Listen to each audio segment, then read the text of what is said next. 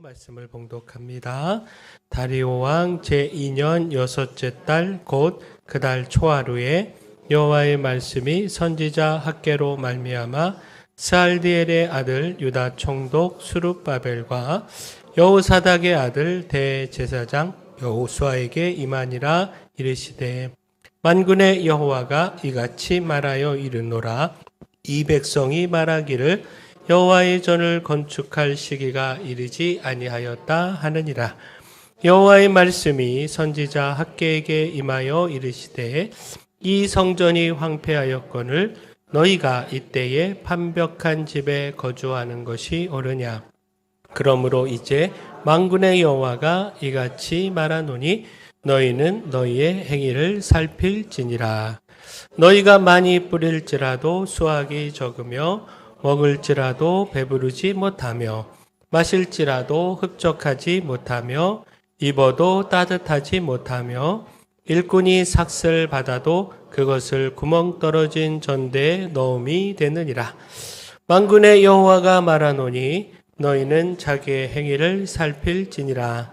너희는 산에 올라가서 나무를 가져다가 성전을 건축하라. 그리하면 내가 그것으로 말미암아 기뻐하고 또 영광을 얻으리라. 여호와가 말하였느니라. 아멘. 우리 좌우에 계신 분하고 인사하겠습니다. 잘 오셨습니다. 주의 은혜가 있을 겁니다. 네, 우리 한 번 더 인사할까요? 주님 따라 길 따라 살살 살합시다. 네, 살고 살리고 살아가는, 살아내는 우리 모두의 삶이 되기를 소망합니다. 자, 우리가 교회 설립 43주년을 준비하면서 교회에 대한 말씀을 나누고 있습니다.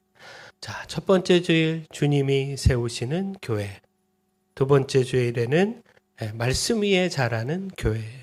또 지난 주에는 은혜를 기억하는 교회.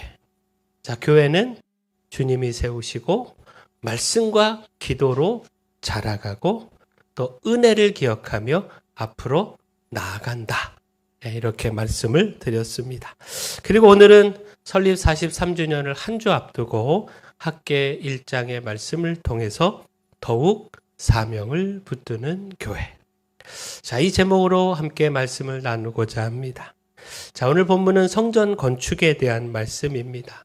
자, 근데 먼저 분명히 해야 할 것이 성전 건축에 대한 말씀을 단순히 이 외형적 건물의 이야기로만 듣지 않아야 한다라는 겁니다. 물론 예배당도 귀하죠. 함께 하나님 앞에 예배 드리는 공간, 하나님의 백성이 모여서 하나님을 찬양하며 이 예배하는 장소, 이것 정말 소중하고 또 이것 돌보고 세워가는 것 필요합니다. 그러나 오늘 말씀의 핵심은요, 단지 건물을 세우라고 하는 말씀이 아니고 오늘 우리에게 더 깊은 의미로 다가오는데 곧 성전을 세운다라고 하는 것은 예배를 세우는 겁니다. 식어진 기도를 다시 세우고 잊혀진 사명, 약해진 공동체, 멈춰선 헌신, 다음 세대를 향한 책임, 복음 전도에 대한 열정 등등 이 모든 것을 다시 세운다라는 겁니다. 그러므로 오늘 말씀은요, 우리 교회가 다시 주님의 교회답게 더욱 회복되어야 한다라는 말씀입니다. 우리가 설립 43주년을 앞두고 다시 물어야 하는 그 말씀이 우리 교회는 지금 무엇을 세우고 있는가?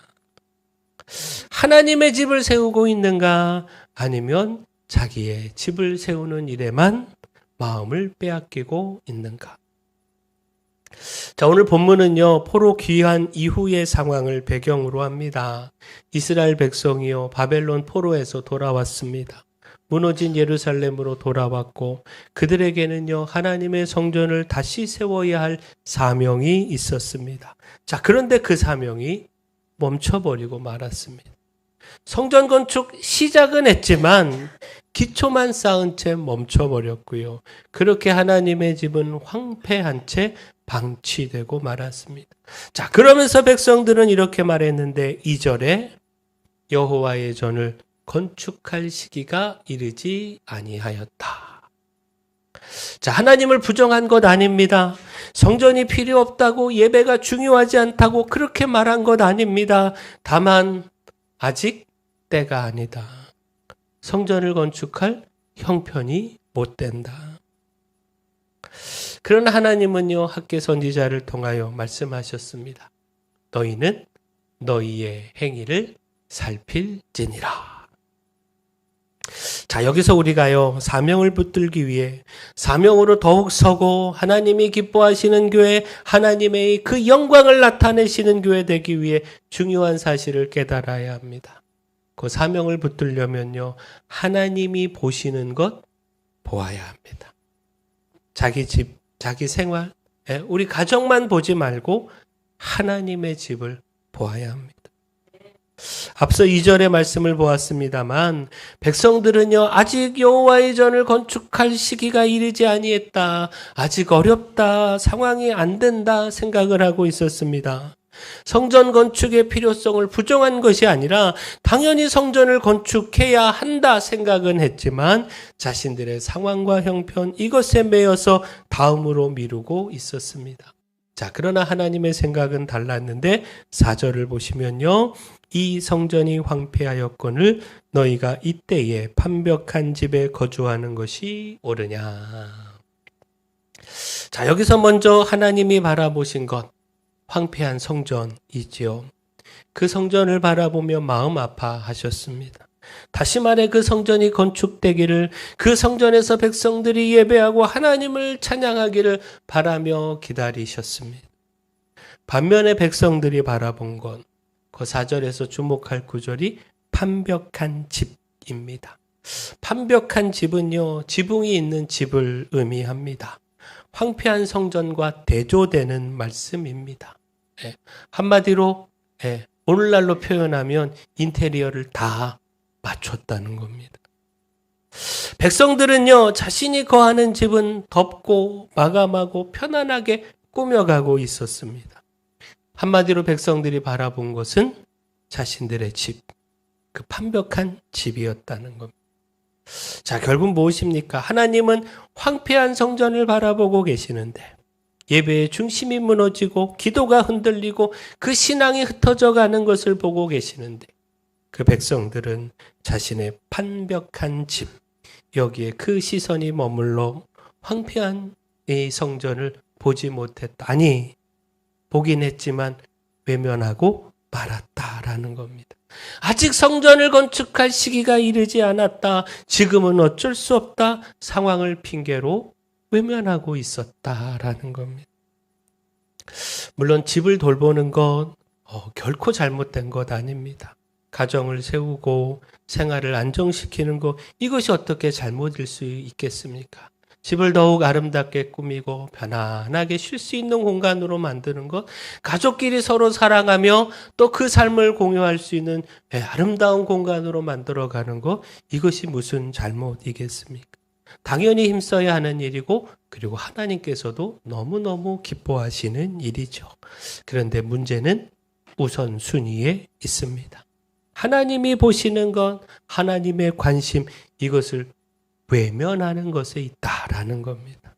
곧 우리가 무엇보다 먼저 바라보아야 하는 것, 하나님이 바라보시는 겁니다. 하나님의 관심은 어디에 있는가? 바로 여기에 우리의 우선순위를 두어야 한다라는 겁니다. 무엇보다 우리가 사명으로 살아가려면, 더욱 사명을 붙드는 교회로 우리가 흔들리지 않으려면 하나님이 보시는 것 함께 봐야 합니다. 하나님이 마음 아파하시는 것 함께 마음 아파해야 합니다. 그래야 사명으로 설 수 있습니다. 자, 하나님이 우리 교회를 보신다면 무엇을 보고 계실까?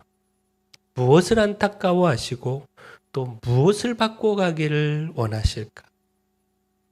우리의 예배, 우리의 헌신, 우리의 교제, 우리의 복음의 삶 등등 이 모든 것들을 바라보며 더욱 힘을 쏟기를, 더욱 마음을 다하기를, 더 힘써 기쁨으로 세워가기를 하나님께서 바라고 계시지 않겠습니까? 곧 우리가요, 이만하면 됐다 생각하는 순간 자만하게 되고 안주하게 됩니다. 하나님의 관심에서 멀어지게 됩니다. 그리고 이처럼 하나님의 관심, 그 쏟고 바라보시는 것에서 멀어지게 되면 결코 사명으로 설 수 없습니다. 그러므로 우리가 설립 43주년을 앞두고 하나님이 보시는 것 함께 보는 교회 되기를 소원합니다.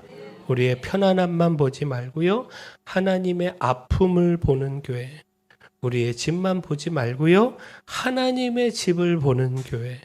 우리의 형편만 말하지 말고요. 하나님의 뜻을 먼저 묻는 교회. 그런 교회로. 그렇게 더욱 사명을 붙드는 교회로 우리가 함께 세워가기를 소원합니다. 자, 그러므로 우리가 놓치지 말아야 하는 것이 자기 행위를 살피는 겁니다. 곧 사명을 붙들려면 우리 행위, 우리 자신의 행위를 살펴야 합니다. 바쁘게 살지만 힘을 다해 달려가지만 헛될 수밖에 없는 삶.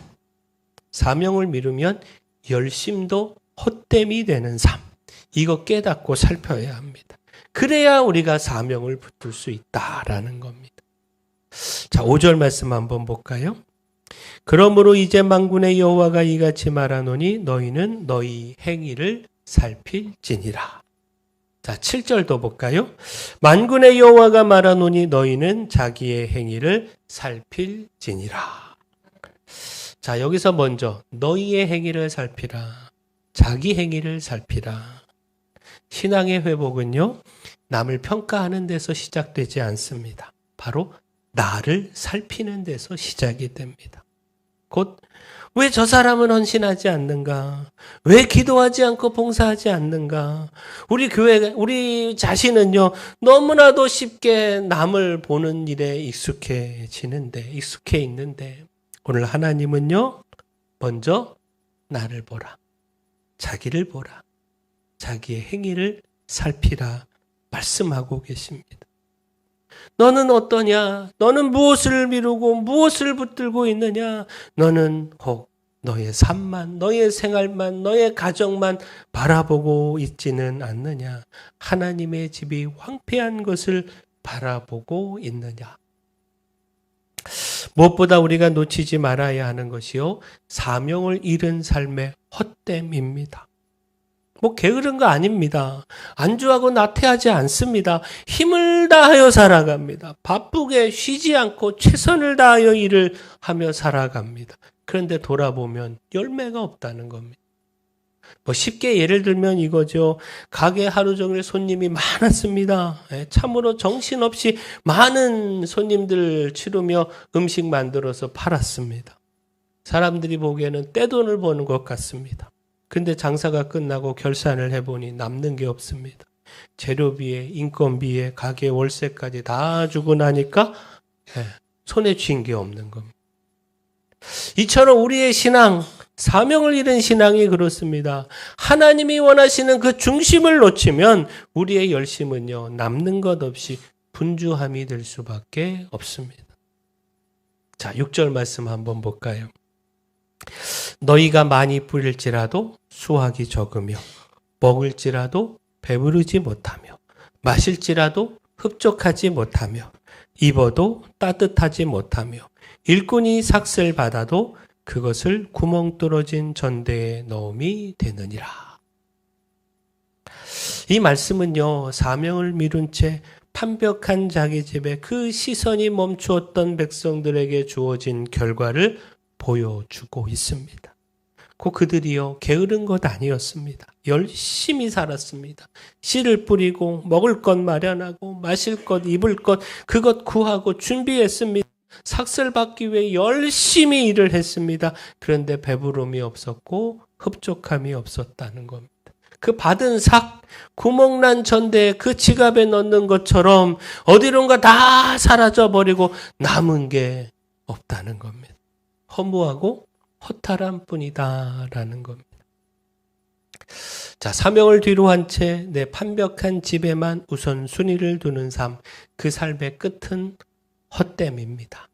이것이 오늘 말씀이 우리에게 전하는 도전 가르침입니다.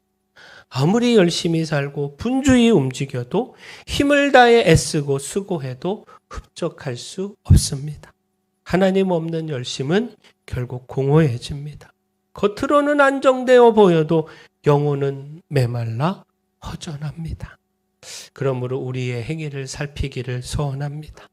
내 열심의 방향이 하나님이 아닌 다른 곳으로 향하고 있지는 않는지, 하나님의 집은 뒤로 미루고 내 삶에만 바쁘고 있지는 않는지, 예배와 기도와 사명은 나중으로 밀어놓고 내 삶의 안정만 먼저 구하고 있지는 않는지 우리가 겸손히 우리를 살피기를 소원합니다. 그렇게 살피고 사명을 밀어버린 삶의 그 헛됨을 깨닫고 사명으로 그 방향 다시 잡기를 소원합니다. 그 7절 말씀 다시 보면요. 만군의 여호와가 말하노니 너희는 자기 행위를 살필지니라. 자, 5절에서 행위를 살피라 라고 하는 것은 너희가 지금 어떤 길을 가고 있는지 그 길의 열매가 무엇인지 보라는 것이고요. 그렇게 열심히 사는데도 왜 공허한지 바로 진단하고 깨달으라는 것이고요. 7절에서 행위를 살피라고 하는 건 그렇게 깨닫고 진단하고 깨달았다면 뭐하라? 순종하라 라는 겁니다. 핑계대지 말고 움직여라.